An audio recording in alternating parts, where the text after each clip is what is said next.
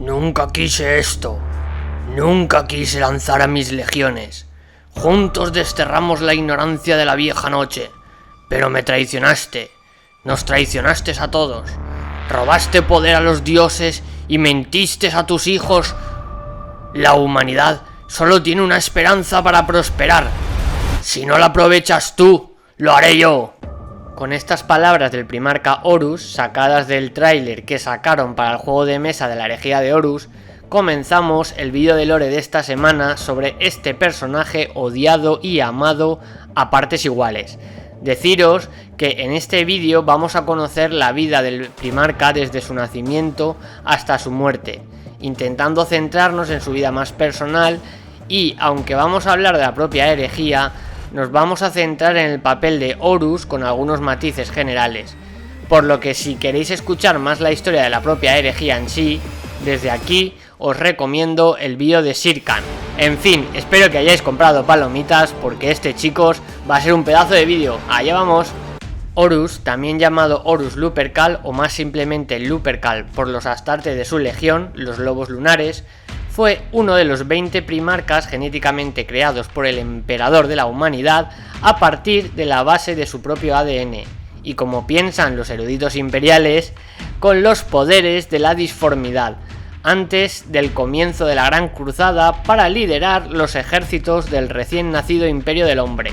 Horus, además de ser el primarca de la 16ª Legión de Marines Espaciales, los Lobos Lunares, también fue el primer señor de la Guerra Imperial, el hijo más favorecido del emperador y el mayor traidor en la historia de la humanidad.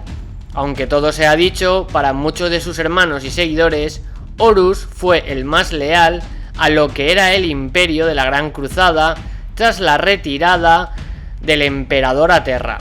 Pero detrás de este malvado personaje se esconde una épica y, todo se ha dicho, trágica historia, así que vamos a verla. Creado como un organismo genéticamente diseñado por el emperador en un laboratorio genético imperial bajo los montes del Himalaya en Terra a finales del milenio 30, Horus, junto a sus hermanos primarcas, fue lanzado a través de la Vía Láctea y de la disformidad por las maquinaciones de los poderes ruinosos del caos que los arrancaron del laboratorio del emperador. Se dice que fue en ese momento cuando los dioses oscuros plantaron originalmente las semillas de la herejía en el joven primarca, susurrando oscuramente en su alma y tentándola para su causa. Una vez salió de la disformidad, la cápsula que llevaba al infante Horus se posó sobre el mundo minero de Cezonia. Mientras que la historia temprana de muchos primarcas está extensamente documentada, no se puede decir lo mismo de la de Horus. La contradicción y la omisión empañan todos los relatos de los años formativos de Horus. Está claro que el emperador encontró a Horus y también que tomó el mando de la 16ª Legión a principios de la Gran Cruzada, pero más allá de estos hechos manifiestos, definitivamente falta un acuerdo entre las primeras fuentes imperiales. Las fuentes más fiables dicen que el joven primarca prosperó en el duro entorno de Cezonia, un planeta que había sido explotado hasta quedarse seco, por lo que se había convertido en un planeta postindustrial plagado de ciudades colmenas que se encontraban en descomposición y sumidas en la violencia. Según esta versión, el emperador acudió en algún momento a Cezonia y descubrió así al primero de sus hijos perdidos. Otras fuentes afirman que Horus regresó a la propia Terra. Según estas fuentes, Horus creció al lado del emperador, aprendiendo de su padre cuando éste recuperaba el sistema solar, y se forjaban alianzas entre las naciones tecnobárbaras de Terra y el Mechanicus de Marte, que dieron luego al primitivo imperio de la humanidad. Otras incluso afirman que si bien Horus fue el primero en ser encontrado por el emperador, no hay ninguna fuente donde se especifique la ubicación exacta de ese hallazgo. Sea como fuere, lo que sí se sabe a ciencia cierta es que Horus hablaba con fluidez el duro lenguaje conocido como Cezonic. De hecho, lo hablaba como un pandillero del hemisferio occidental, que era la más común y ruda de las castas salvajes de Cezonia. cosa que por cierto a muchos de sus hermanos de batalla de su posterior legión les resultaba gracioso que el primarca tuviera ese tipo de acento. Si bien había otros que pensaban que el áspero acento cetónico del señor de la guerra era una afectación deliberada para que pareciera ante los astartes de la 16ª legión tan honesto y de baja cuna como cualquiera de ellos, puesto que muchos de los primeros miembros de las legiones de marines espaciales fueron reclutados de entre la hiperviolenta escoria de Cezonia. Otra cosa que se sabe seguro es que durante muchos años estándar, Horus fue el único hijo que estuvo con el emperador, por lo que entre ellos se creó una gran afinidad. Y con esto comenzamos con la Gran Cruzada. Durante 30 años estándar, el emperador y Horus lucharon las campañas iniciales de la Gran Cruzada codo con codo.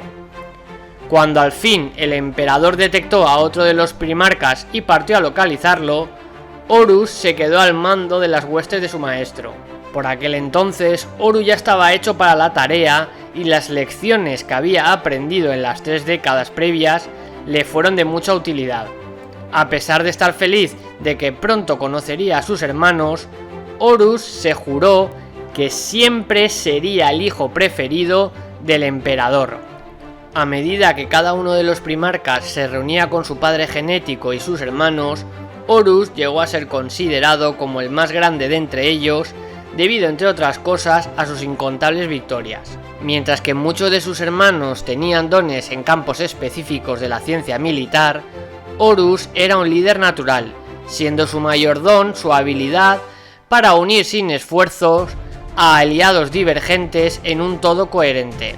Esta habilidad no solo era útil en el campo de batalla, sino que también la aplicaba con los pueblos que la Gran Cruzada encontraba en su avance. Horus tenía por norma tratar a las poblaciones de los nuevos mundos contactados según las tradiciones culturales de cada una, y esta altamente exitosa doctrina fue repetida en cada una de las flotas expedicionarias imperiales. Horus creía que de este modo se reduciría la reacción hostil de los oponentes con quienes deseaban dialogar. De hecho, y ya como comentario personal, si habéis leído el primer libro de la saga de la herejía de Horus o lo leéis, veréis cómo el primarca siempre anteponía la diplomacia a la fuerza bruta. Además de este don, Horus poseía una comprensión innata de la psicología humana. Podía leer a las personas de tal manera que podía elegir promover sus fortalezas o explotar sus debilidades. Esta comprensión de la psicología humana le permitió a Horus encontrar una solución no militar en varias campañas mientras usaba su carisma inhumano y sus habilidades de negociación diplomática combinadas con la amenaza siempre presente de la fuerza imparable de las legiones de los marines espaciales, para llevar a otros mundos habitados por humanos a la sumisión imperial sin que tuviera lugar una matanza. Esa misma comprensión de la mente humana permitió a Horus sacar lo mejor de sus compañeros primarcas y desplegar a las diversas legiones astartes en los roles del campo de batalla para los que mejor se adaptaban, como por ejemplo utilizar a las cicatrices blancas y los amos de la noche para ataques rápidos, o poner a los puños imperiales y los guerreros de hierro al frente de los asedios planetarios. Pero también la utilizó para promover rivalidades competitivas entre ciertas legiones de marines espaciales con el deseo de impulsar a estos astartes a mayores alturas. Sin embargo, estas rivalidades eventualmente se transformarían en odio manipulable cuando Horus se rebeló contra su padre. Y ahora llegamos al momento más épico de Horus dentro de la Gran Cruzada. Cruzada de Ulanor. Aunque los lobos lunares habían ganado muchas victorias en sus años de conflicto incesante, uno eclipsaría a todos los demás y los vería renacer una vez más. La mayor de las victorias del naciente imperio durante el punto culminante de la Gran Cruzada llegó en forma de la derrota del mayor imperio orco jamás encontrado hasta la fecha. Durante el inmenso asalto imperial sobre el imperio orco del gran caudillo Ulrak Uruk, se desplegaron alrededor de 100.000 marines procedentes de diferentes legiones, entre las que se encontraban los hijos del emperador, las cicatrices blancas, los puños imperiales, los ángeles sangrientos, los devoradores de mundos, los ultramarines, la guardia de la muerte, los 1000 hijos, los lobos lunares, los portadores de la palabra y la legión alfa, además de 8 millones de soldados del ejército imperial y miles de naves de combate. Horus empleó su famosa táctica de la punta de lanza para destruir el imperio orco eliminando su cabeza. Las legiones de las cicatrices blancas y los ultramarines, apoyadas por el ejército imperial y otras fuerzas como los titanes de la Adeptus Mechanicus, atacaron los planetas exteriores del sistema de Ulanor. Esta ofensiva, que en realidad era un señuelo, fue muy efectiva, ya que gracias a ella muchas de las naves orcas se apresuraron a repeler a los atacantes en los planetas exteriores, dejando el planeta central peligrosamente vulnerable y expuesto al grueso de las fuerzas imperiales en reservas que estaban dirigidas por la Legión de los Lobos Lunares. La flota de esta legión se dirigió directamente a este mundo central y más concretamente hacia el palacio fortaleza de Ulrak. Ignorando a las masas de pieles verdes, Horus se teleportó a la base del gran bastión central de Ulrak, la torre de Ulanor, acompañado de Abaddon y todos los exterminadores de la primera compañía. Cuando Horus entró en la sala del trono, este se lanzó de inmediato al combate cuerpo a cuerpo, seguido de Abaddon y los exterminadores. Horus se abrió camino a través de la guardia personal del gran caudillo y se encontró cara a cara con Ulrak, un caudillo orco verdaderamente enorme. A pesar de su tamaño y fuerza, Horus logró mutilar gravemente al líder orco en el duelo. Después, lo levantó por encima de su cabeza y lo llevó a las almenas de la torre de Ulanor, desde donde lanzó la aullante y ensangrentada forma del gran caudillo al suelo, acabando así el reinado de Ulrak Ulruk en un charco de sangre verde. Cuando Horus regresó a la sala del trono, encontró a todos los exterminadores y orcos muertos, salvo uno. El único superviviente pues no era otro que el ensangrentado capitán de la primera compañía, Ezekiel Abaddon, que se encontraba rodeado por una gran pila de cuerpos de orcos destrozados. Tras la derrota de los orcos de Ulanor, el emperador de la humanidad regresó a Terra para comenzar en su proyecto secreto de abrir la telaraña Eldar para el uso de la humanidad, por lo que en su lugar dejó a Horus para comandar las vastas fuerzas de la Gran Cruzada.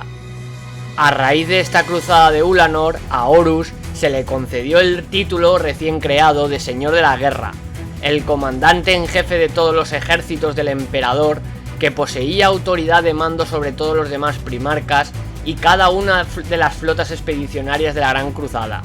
Antes de regresar a Terra para supervisar la siguiente fase de la creación de su imperio estelar, el emperador sugirió a Horus que cambiara el nombre de la 16ª Legión a Hijos de Horus, en honor a su primarca y para mostrar su lugar preeminente entre los demás primarcas. Horus inicialmente declinó este honor, no deseando estar por encima de sus hermanos, por lo que su legión continuó como los Lobos Lunares por un tiempo más.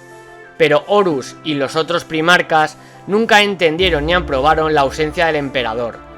Sus sentimientos heridos por su aparente abandono de la Gran Cruzada para seguir su proyecto secreto, cuyo propósito el emperador decidió no revelar a sus hijos, puso las semillas de los celos y el resentimiento que finalmente florecerían en la corrupción que engendró la herejía de Horus. Tras su ascenso a Señor de la Guerra, Horus había solicitado las opiniones y el consejo de todos sus hermanos primarcas sobre el nuevo título que se le había otorgado.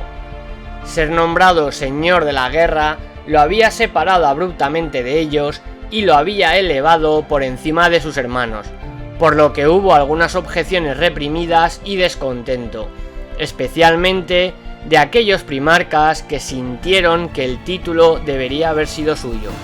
Guiado por la astuta mano política de Malogors, Horus había cortejado a sus hermanos, calmando temores, dudas, reafirmando pactos y asegurando en general su cooperación.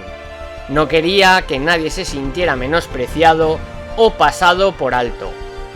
No quería que nadie pensara que ya no los escuchaban. Algunos, como Sanguinius, Lorgar y Fulgrim, habían aclamado la elección de Horus desde el principio. Otros, como Angron y Perturabo, se habían enfurecido biliosamente con el nuevo orden y había sido necesaria una diplomacia magistral por parte del Señor de la Guerra para aplacar su cólera y sus celos. Unos pocos, como Leman Russ y Lionel Johnson, se habían resuelto cínicamente sin sorprenderse por el giro de los acontecimientos. Otros, como Robot Guilliman, Yagatai Khan y Rogal Dorn, simplemente se lo tomaron con calma, aceptando el decreto del emperador como la opción correcta y obvia. Horus había sido siempre el más brillante, el primero y el favorito. No dudaron de su idoneidad para el papel, ya que ninguno de los primarcas había igualado jamás los logros de Horus, ni la intimidad de su vínculo con el emperador. Fue a estos hermanos sólidos y resueltos a los que Horus se dirigió en particular en busca de consejo. Dorn y Guilliman encarnaron las cualidades imperiales más firmes y dedicadas, comandando las expediciones de sus legiones con una devoción incomparable y un genio militar. Horus deseaba su aprobación como un joven que busca la tranquilidad de sus hermanos mayores. Bien, ahora que ya hemos visto las habilidades diplomáticas de Horus y su épico papel dentro de la Gran Cruzada, vamos a conocer cómo el hijo favorito del emperador y del propio imperio cayó en las maquinaciones del caos. La verdad es que a pesar del majestuoso rango y la autoridad sin igual que se le había otorgado con el rango del Señor de la Guerra, era que Horus no estaba contento. La redacción de la declaración del emperador reclamando la gloria de las victorias de Horus como totalmente suyas ya le irritaba. Si bien esta era la retórica usual para tales anuncios imperiales, Horus vio que mientras el emperador permanecía en el palacio imperial en Terra, por razones que no compartía ni siquiera con sus hijos, él estaba en el campo de batalla ganando la victoria de su padre y su imperio. Fue ahí cuando un resentimiento y unos celos profundamente arraigados habían comenzado a hervir a fuego lento en los rincones de la mente del Señor de la Guerra. Por otro lado, la disconformidad de parte de sus hermanos primarcas y el recién creado Consejo de Terra, que planeaba cargar de impuestos y administración a los mundos imperiales recién conquistados, no hicieron otra cosa que aumentar su frustración y amargura. Horus, que era tan duro consigo mismo, llegó a creer en su corazón que le estaba fallando a su amado padre, y que había sido culpa suya que su amado padre no le hubiera contado nada sobre el por qué se había recluido en Terra. Sin darse cuenta, estas semillas de amargura, resentimiento y frustración crecieron en el interior de Horus y pronto acabarían dando frutos mortales. Fue por aquel entonces que Lorgar, uno de los primarcas que se habían mantenido firmes en su apoyo al Señor de la Guerra, envió al primer capellán de su legión de los portadores de la palabra, Erebus, para que se convirtiera en su confidente y consejero. Lo que no sabía Horus por aquel entonces es que Erebus, Lorgar y el resto de la legión de los portadores de la palabra se habían aliado secretamente con las fuerzas del caos tras haber sido humillados por el emperador por sus violaciones de la verdad imperial y la posterior peregrinación de Lorgar al Orjo del Terror, donde el primarca se encontró cara a cara con los poderes del caos.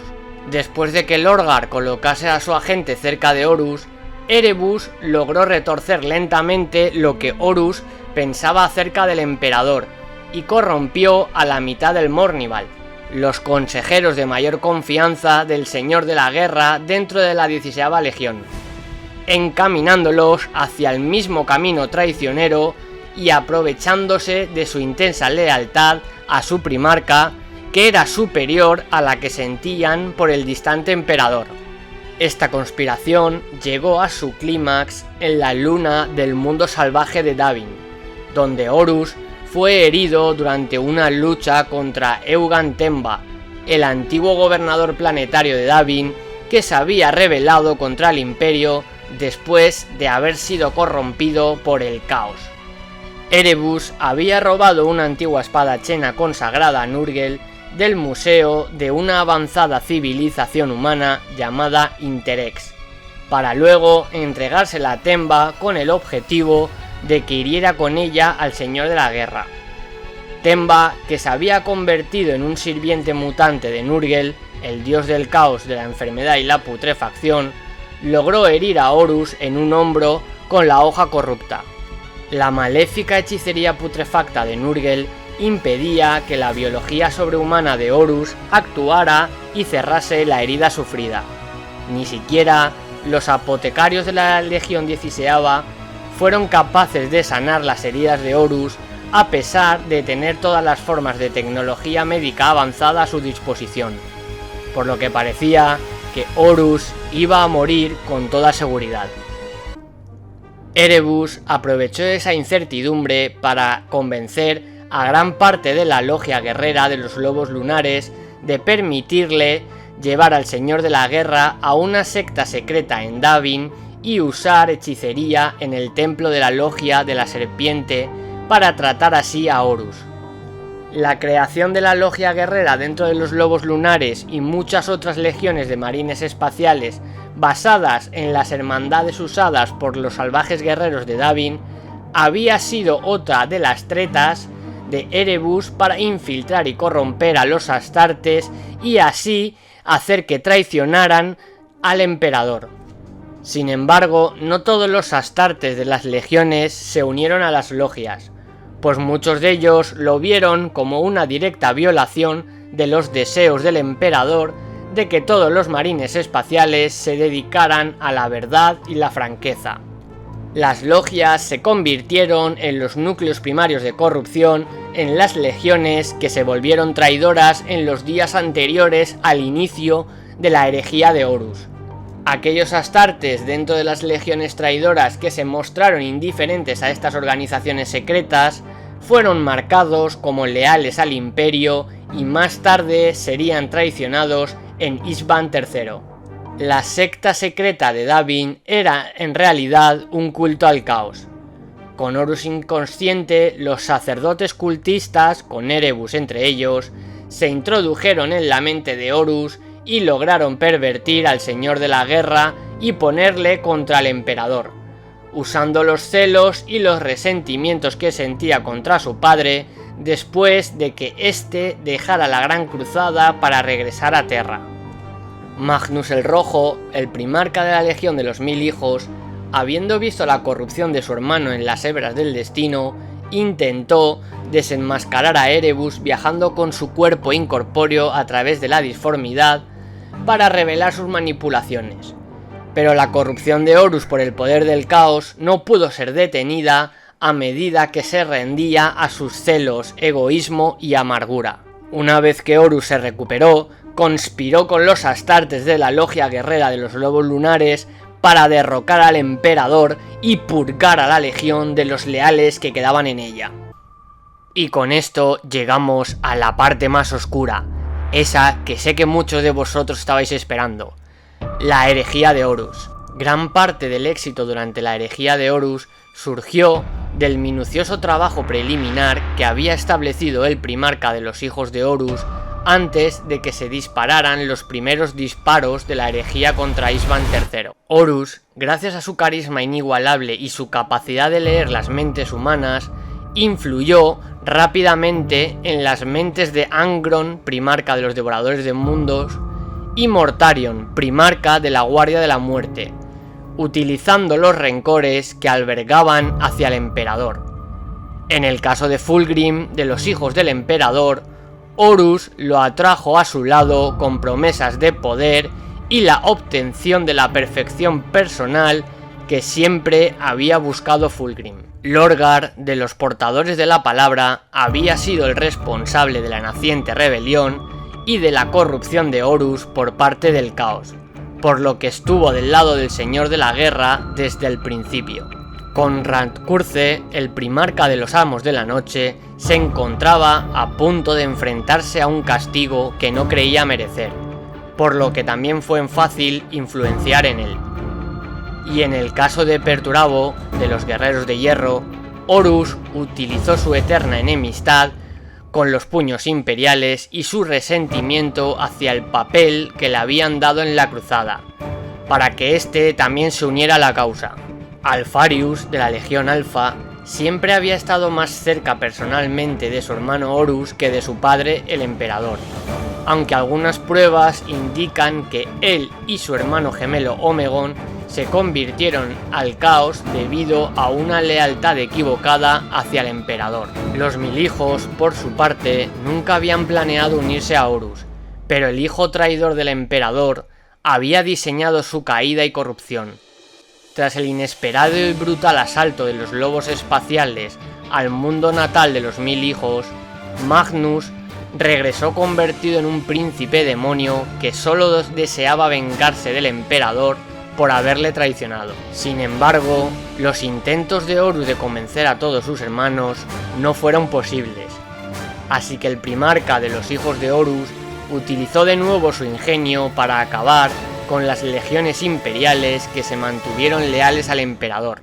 Horus, antes de declararse oficialmente en contra de su padre, hizo que la Legión de los Ángeles Sangrientos fueran enviados al Cumulus Ignis, infestado de demonios, y los ultramarines al mundo de Calth, donde una gran fuerza de portadores de la palabra, bajo el mando del primer capitán Cor Phaeron, se habían concentrado para mantener en su lugar a la igualmente masiva legión de Robot Guilliman, mientras Horus hacía su jugada maestra.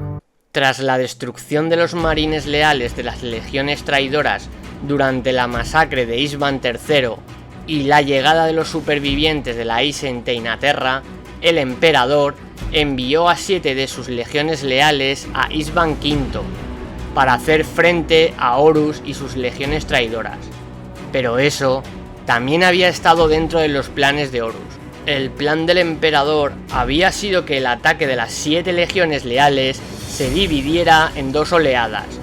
La primera estaba formada por los Manos de Hierro, los Salamandras y la Guardia del Cuerpo, y la segunda, que llegarían a Isban V después de la primera oleada, estaba formada por la Legión Alfa, los Amos de la Noche, los Guerreros de Hierro y un gran contingente de portadores de la palabra que su primarca Lorgar había estacionado en el sistema estelar. Tras el asalto de la primera oleada, el campo de batalla de Isban V se convirtió en un matadero de proporciones épicas. Guerreros traicioneros retorcidos por el odio lucharon contra sus antiguos compañeros de armas en un conflicto sin precedentes durante casi 3 horas sin que surgiera un vencedor claro. Sin embargo, cuando llegó la segunda oleada, las legiones traidoras revelaron su lealtad y atacaron por la retaguardia a las legiones leales, que acabaron prácticamente extinguidas. La etapa final del plan de Horus para derrotar al emperador culminó en el asedio de 155 días al Palacio Imperial en Terra. Atacando a los defensores con innumerables fuerzas, Horus pudo haber logrado su meta. Sin embargo, en el 55º día, Horus se enteró que las legiones de los lobos espaciales, los ultramarines y los ángeles oscuros estaban a punto de llegar para reforzar a las fuerzas leales en la superficie, horriblemente superadas en número. Apostando el resultado de la herejía a todo o nada, Horus desactivó los escudos que protegían su barcaza de batalla.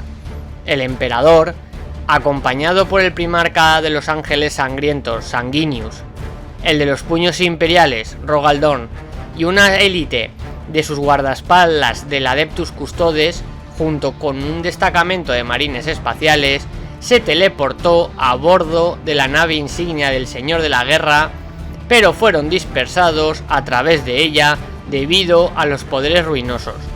Horus derrotó fácilmente a varios puños imperiales veteranos antes de asesinar fácilmente a Sanguinius, el angelical primarca de los ángeles sangrientos, que arrastraba numerosas heridas de sus combates en Terra y de su duelo épico contra Kavanda.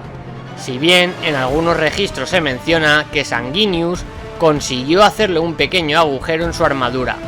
Sea como fuere, Finalmente, el emperador encontró la vía al salón del trono de Horus y comenzó un titánico duelo entre ambos. Aunque los dones psíquicos y las habilidades marciales del emperador no tenían igual, se encontró reacio a reunir toda su fuerza contra su amado hijo. El emperador sufrió graves heridas a manos de Horus y después de una veintena de estocadas, paradas y contraataques entre la espada rúnica del emperador y su propia garra relámpago, Horus cortó la armadura del pecho del emperador, luego abrió su yugular y cortó los tendones de su muñeca derecha, desarmando al emperador.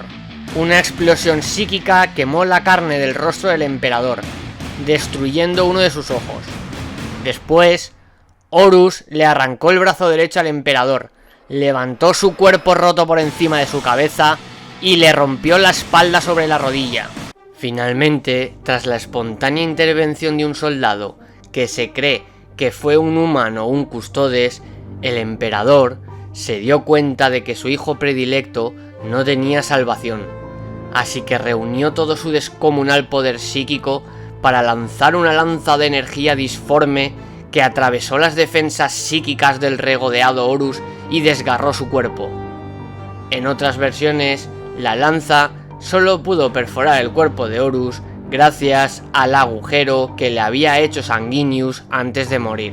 Justo antes de que Horus muriera, este miró a su padre a los ojos, derramó una sola lágrima y le suplicó que lo perdonara por su traición. El emperador, que vio arrepentimiento en los ojos de su hijo y sabía que los poderes ruinosos podrían intentar poseer a Horus nuevamente y que además él no estaría allí para detenerlos si así lo hacían, destruyó a Horus por completo, quemando su esencia y haciéndolo desaparecer tanto del mundo físico como del mundo de la disformidad, para que los poderes ruinosos no pudieran resucitar a Horus como un príncipe demonio a través del reclamo sobre su alma. La destrucción del alma de Horus envió una onda de choque psíquica a través del sistema solar, arrojando a los demonios del caos de regreso a la disformidad y esparciendo el pánico masivo entre las legiones traidoras y otras fuerzas. La retirada se convirtió en derrota y la derrota pronto se convirtió en un baño de sangre. Miles y miles de marines espaciales del caos y titanes del caos cayeron al intentar huir. El suelo del Palacio Imperial se tiñó de rojo con la sangre de traidores y herejes. Antes de huir junto al resto de legiones traidoras hacia el Ojo del Terror, los hijos de Horus, con Ezekai Abaddon en cabeza, lanzaron un asalto sobre la barcaza de batalla de Horus y recuperaron el cuerpo de su líder. Pero la trágica historia de Horus no termina con su muerte a bordo del espíritu vengativo. Su cuerpo fue expuesto en un santuario en el mundo demoníaco de Maelum, el cual se encontraba dentro del Ojo del Terror y había sido reclamado por los hijos de Horus. Allí fue adorado diariamente por los líderes de la Legión en busca de su favor en las guerras contra los demás traidores. El cuerpo de Horus residió ahí durante cientos de años hasta que fue robado por el corrupto apotecario jefe Fabius Bilis de los hijos del emperador, en un intento de clonar el cuerpo del señor de la guerra para devolverle la vida y hacer que liderara a las legiones traidoras una vez más para conquistar el imperio. El mismo Abaddon encabezó un ataque a la fortaleza de los hijos del emperador y creyendo que la continua veneración del primarca muerto de su legión había cegado a los hijos de Horus y los había llevado al borde de la destrucción, destruyó completamente el cuerpo de Horus y tomó para sí la garra relámpago del Señor de la Guerra, la garra de Horus, justamente con el título del Señor de la Guerra del Caos. Revestido de su nueva autoridad, Abaddon ordenó a sus tropas que pintaran sus servoarmaduras de negro como símbolo tanto del luto por Horus como de su deseo de venganza contra el imperio. Y además rebautizó una vez más a la 16ª Legión, esta vez nombrada como la Legión Negra, un apodo que ahora genera miedo en el corazón de cada verdadero servidor del emperador que lo escucha en voz alta.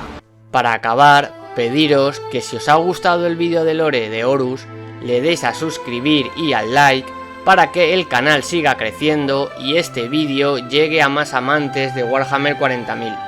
En fin, gracias por estar ahí siempre y espero vuestros comentarios. Nos vemos en el siguiente vídeo de lore. ¡Hasta luego!